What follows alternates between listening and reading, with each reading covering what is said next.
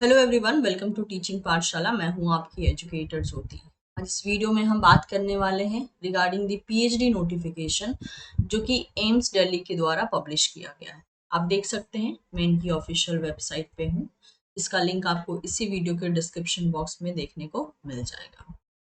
तो ये आप देख सकते हैं, सबसे पहला ही यहाँ पे ऑप्शन आपको मिल रहा है, दैट इज पीएचडी प्रोग्राम, और यहाँ पे मेंशन है दैट इज लाइव एडवर्टाइजमेंट। चलिए हम इस पे क्लिक कर लेते हैं। एक बार क्लिक करने के बाद आप देख सकते हैं ये जो पीएचडी नोटिफिकेशन है, इससे पहले भी इन्होंने फेब में रिलीज किया था। ठीक है, तो ये जो पीएचडी नोटिफिकेशन है ये जुलाई 2025 सेशन के लिए होने वाला है। और आपको व्यू डिटेल पे यहाँ पे क्लिक करना है। व्यू डिटेल पे क्लिक करने के बाद अगेन आपको यहाँ डिस्क्रिप्शन मिल जा रहा है, जैसे कि अगर आपको अप्लाई करना है तो you have to click here. Notification read करना है, यहाँ क्लिक कर सकते हैं। एडवर्टीजमेंट देखना है, यहाँ क्लिक कर सकते हैं। प्रोस्पेक्टस देखना है, यहाँ क्लिक कर सकते हैं।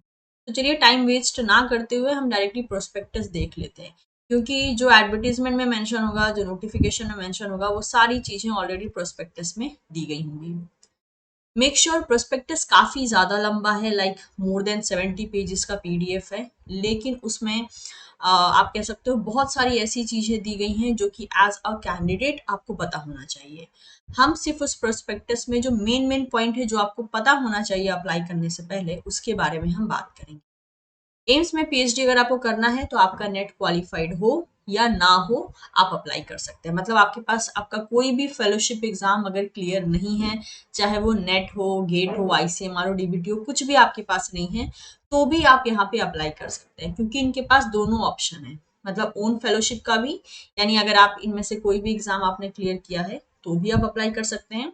और अगर आपके पास कोई भी फेलोशिप एग्जाम क्लियर नहीं है, आप तो भी अप्लाई कर सकते हैं। आपके लिए इनके पास फेलोशिप का अरेंजमेंट अलग से है, तो ये एक प्लस पॉइंट हो जाता है।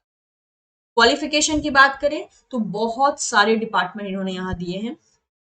आपकी क्वालिफिकेशन किसी ना किसी डिपार्टमेंट में फॉर श्योर आ जाएगी, क्योंकि क्वालिफिकेशन में सिर्फ और सिर्फ इन्होंने मास्टर मांगा है। ठीक है, तो चलिए इस पे एक बार हम क्लिक कर लेते हैं, प्रोस्पेक्टस पे। यू कैन सी है हमारे पास यहाँ पे 73 पेज का पीडीएफ है। इसको डाउनलोड करके चलिए हम इंपॉर्टेंट पॉइंट्स को समझ लेते हैं। ओके, तो जैसे कि आप यहाँ पे देख सकते हैं, all India institute of medical science new Delhi, ठीक है, इनकी तरफ से जो है जुलाई 2025 सेशन के लिए पीएचडी प्रोग्राम के लिए जो है नोटिफिकेशन रिलीज कर दिया गया है। इंपॉर्टेंट डेट्स की बात कर लेते हैं। तो इस फॉर्म को रिलीज किया गया है 25 अगस्त 2025 को। आखिरी डेट रहने वाली है 15 सितंबर 2025। ठीक है, आपको फॉर्म जो है, एप्लीकेशन फॉर्म ऑनलाइन ही अप्लाई करना है, और रजिस्ट्रेशन के बाद आप कोई बदलाव नहीं कर सकते हैं। जैसे कि बोला गया है, कुछ ऐसी चीजें हैं जिसमें ये लोग चेंजेस एक्सेप्ट नहीं करेंगे, मतलब कि करेक्शन नहीं देंगे। जैसे कि any amendment, rectification, change, editing is not allowed, that is in name, date of birth, community, department, PWD status. इनमें से किसी में भी बदलाव एक्सेप्ट नहीं किया जाएगा। मतलब जब ये करेक्शन विंडो देंगे ना, तो उसमें आप अपना नाम नहीं बदल सकते हो, डेट ऑफ बर्थ भी नहीं, कम्युनिटी भी नहीं, और आई थिंक यस, अपना PWBD department that is status भी नहीं चेंज कर सकते हो। ठीक है, एक बार अगर पेमेंट हो जाती है, पेमेंट आप जो है डेबिट, क्रेडिट, नेट बैंकिंग के द्वारा कर सकते हैं। नेक्स्ट अगर यहाँ पे देखा जाए तो अगर मान लीजिए आपने इमेज अपलोड किया है, वो सब रिजेक्ट हो गया है, तो उन सब की डेट दी गई है कि कौन कौन सा करेक्शन डेट यहाँ दिया जाएगा। तो आप इसको एक बार गो थ्रू कर लीजिएगा। आपका जो एडमिट कार्ड है जिसमें रोल नंबर वगैरह मेंशन होगा, वो 24 सितंबर को रिलीज कर दिया जाएगा। रिटर्न टेस्ट आपका 27 सितंबर 2025 को होने वाला है। एक्सपेक्टेड डेट है रिजल्ट की, that is 9 of October 2025। Department का असेसमेंट 17 अक्टूबर 2025। फाइनल रिजल्ट आपको 31 ऑफ अक्टूबर 2025 को देखने को मिल जाएगा।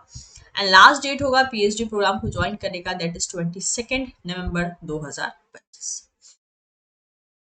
जो डिक्लेरेशन होगा रिजल्ट का, वो इसी वेबसाइट पे होगा। तो इन्होंने मना किया है कि उसके लिए आप बार बार कॉल या मेल ना करें, ये जानने के लिए कि रिजल्ट कब निकलेगा। जब भी निकलेगा, डेट बता दी गई है और वेबसाइट बता दिया गया है। एप्लीकेशन फी की बात कर लेते हैं। समटाइम आई डजंट अंडरस्टैंड कि पीएचडी एंट्रेंस का इतना हाई एप्लीकेशन फी रखने का क्या सेंस बनता है। मतलब एक ऑलरेडी एक कैंडिडेट जो सफर कर रहा है कि हाँ उसको कहाँ एडमिशन मिले और कहाँ नहीं, उससे इतनी हाई फी लेना, I mean how it is getting justified, I don't know. Anyways, application fee इन्होंने जनरल ओबीसी के लिए 2000 रखी है, SC ST EWS के लिए 1600 और PWBD के लिए जो है कोई भी फी यहाँ अप्लाई नहीं होगी। पेमेंट मोड आप डेबिट, क्रेडिट या नेट बैंकिंग के द्वारा कर सकते हैं।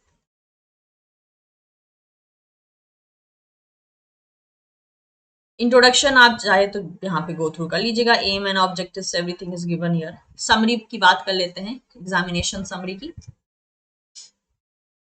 जैसे कि आप देख सकते हैं कंप्यूटर बेस्ड एग्जाम होगा ऑनलाइन, 90 मिनट्स का एग्जाम होगा जिसमें स्टेज 1 स्टेज 2 होंगे। 27 सितंबर को एग्जाम होगा सैटरडे को।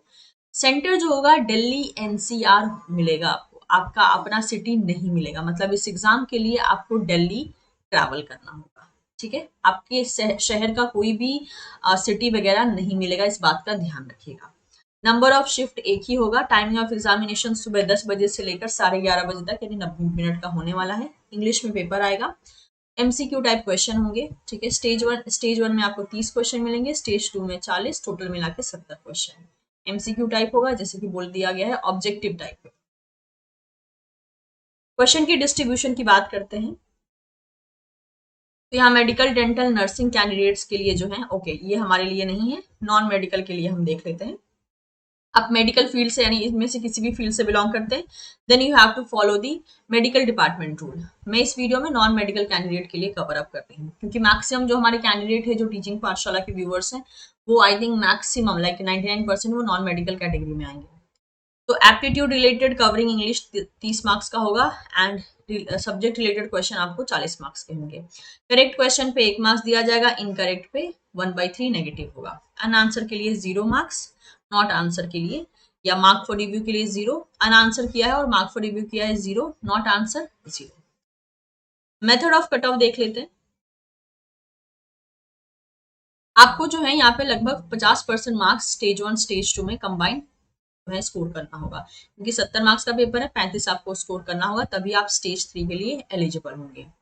और स्टेज 3 के लिए एलिजिबल होंगे तो स्टेज 3 में जो है मेनली जो कैंडिडेट यहाँ पे स्टेज 3 के लिए बुलाए जाएंगे वो 3 times of number of seats होंगे। मतलब मान लीजिए एक डिपार्टमेंट के लिए अगर 1 सीट है तो उसके लिए 3 टाइम यानी 3 स्टूडेंट बुलाए जाएंगे फॉर स्टेज 3। स्टेज 3 में आपको डिपार्टमेंटल, क्लिनिकल या प्रैक्टिकल या लैब बेस्ड असेसमेंट करवाए जा सकते हैं, जो कि लगभग 20 मार्क्स कैरी कर सकते हैं। ओके, तो स्टेज 1 की बात कर लेते हैं पेपर की। स्टेज 1 में जो है एप्टीट्यूड रिलेटेड कवरिंग होगा, 30 MCQ आएंगे 40 मिनट के लिए, और स्टेज 2 में जो है 40 MCQ होंगे, that is for 50 minutes. Total 90 minutes होगा, जिसमें कि आपको 70 MCQ मिलेंगे। अगर मेक श्योर आप एक से ज्यादा डिपार्टमेंट के लिए अप्लाई करते हैं तो आपको एक से ज्यादा डिपार्टमेंट के लिए एडमिट कार्ड कैरी करना होगा। और यहाँ पे इन्होंने कुछ रूल्स भी बताए हैं कि अगर एक बच्चा मैक्सिमम मतलब एक से ज्यादा डिपार्टमेंट के लिए अप्लाई करता है तो उसको कौन कौन से रूल फॉलो करने होंगे, ये बताया गया है। तो आप इसको एक बार प्लीज गो थ्रू कर लीजिएगा। सीट्स की अवेलेबिलिटी की बात कर देते हैं। अगेन बहुत सारे डिपार्टमेंट हैं, यहाँ पे आप देख सकते हैं। I think it is approx 34 departments. ठीक है, 34 डिपार्टमेंट्स हैं यहाँ पर। और अगर हम टोटल बात करते हैं तो मतलब कि ऐसे कैंडिडेट जिनके पास अपना फंड है, ठीक है, मतलब उनके पास अपना ओन फेलोशिप है। ओन फेलोशिप के लिए अगर हम बात करते हैं यहाँ पे, तो ओन फेलोशिप के लिए that is own government fellowship, तो उसके लिए इन्होंने यहाँ पे जो टोटल सीट दे के रखी है वो दे के रखी है आई गेस 53। ठीक है, और ऐसे कैंडिडेट जिनके पास कोई फेलोशिप नहीं है उनके लिए जो टोटल सीट इन्होंने रखी है वो है 37। तो 53 जिनके पास अपना फेलोशिप है और 37 जिसके पास अपना फेलोशिप नहीं है। तो इतने कैंडिडेट की जो है इन्होंने यहाँ पे सीट रिलीज की है। तो जिनके पास अपना फेलोशिप नहीं है वो FA कैटेगरी में अप्लाई करेंगे, that is fund available category. और जिनके पास अपना फेलोशिप है, ओन फेलोशिप, वो करेंगे OF कैटेगरी। ठीक है, ओन फेलोशिप कैटेगरी। इस तरीके से टोटल जो वैकेंसी इन्होंने निकाली है वो है 90 वैकेंसी, यानी टोटल 90 वैकेंसी यहाँ रिलीज की है। अब अगर आप यहाँ पे देखना चाहें तो यहाँ पे seat, research topic, project etcetera, funding agency, अगर आपके पास अपना फेलोशिप नहीं है तो सब कुछ बता रखा है कि कौन फंड करेगा। ठीक है, तो यहाँ पे जैसे डिपार्टमेंट कर दिया है एनाटॉमी। ठीक है, इसमें जो है आपके पास अगर आप खुद का फेलोशिप है तो उसके लिए 2 सीट है और फेलोशिप अवेलेबल के लिए 1 सीट है। अब कौन कौन से कैंडिडेट किस किस डिपार्टमेंट के लिए एलिजिबल है यहाँ सब कुछ दे के रखा है। मैक्सिमम MSc वाले हैं। आई एम डैम श्योर आप किसी भी डिपार्टमेंट के हो, आप इसमें चेक करोगे आपको अपना डिपार्टमेंट मिल जाएगा। एक और चीज, अगर आपका डिपार्टमेंट सीधा सीधा इनकी एलिजिबिलिटी लिस्ट में मेंशन नहीं है तो अप्लाई मत कीजिए। ये इन्होंने साफ साफ बोल दिया है कि जितने कैंडिडेट जितने डिपार्टमेंटल जो कोर्सेस हैं जो एलिजिबिलिटी में आते हैं हमने सब मेंशन कर दिया है पीडीएफ में। अगर उसमें वो लिस्ट नहीं है जो आपका डिग्री है तो आपको अप्लाई नहीं करना है, आपका रिजेक्शन हो जाएगा। तो फालतू में आप अपने 2,000 रुपए क्यों वेस्ट करेंगे, ठीक है, इस बात का ध्यान रखें। तो आप देख सकते हैं बहुत लंबी लिस्ट है, इसको आपको अपने एंड से एक बार गो थ्रू करना होगा। लुक एट दिस, सी, बहुत लंबी लिस्ट है, ठीक है। तो एक बार आप इसको गो थ्रू करेंगे, अपनी एलिजिबिलिटी देखेंगे। पहले तो डिपार्टमेंट देख लीजिए किस डिपार्टमेंट के लिए आप इंटरेस्टेड है, फिर आप एलिजिबिलिटी चेक कीजिए। लुक एट दिस, बहुत ज्यादा बड़ा ये लिस्ट है। तो आई थिंक ये आप अपने एंड से गो थ्रू कर सकते हैं। ओके,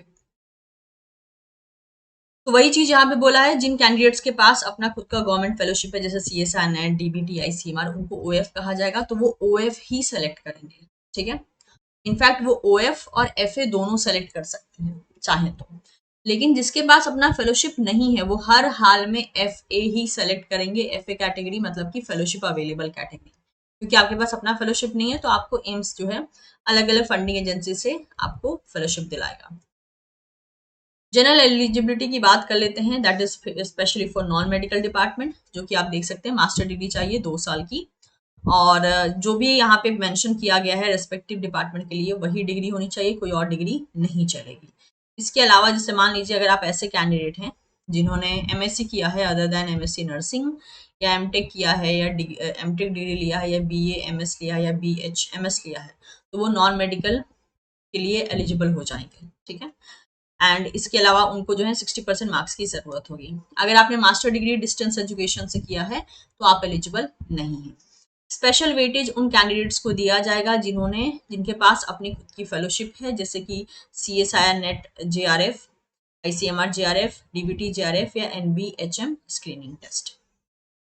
लेकिन ये जो फेलोशिप है ध्यान रखिए कभी मतलब किसी भी साल की नहीं चलेगी। इन्होंने बोला है ये फेलोशिप वही वैलिड होगी जो कि जुलाई 2023 से जुलाई 2025 के बीच में जो फेलोशिप या जो एग्जाम आपने एग्जाम क्लियर किया है जेआरएफ का, वो उसका जो ड्यूरेशन है वो इस बीच में होना चाहिए। मतलब आपको जुलाई 2023 से लेकर जुलाई 2025 के बीच में वो आपका एग्जाम क्लियर रहना चाहिए। उससे पहले का है तो आप एलिजिबल नहीं होंगे।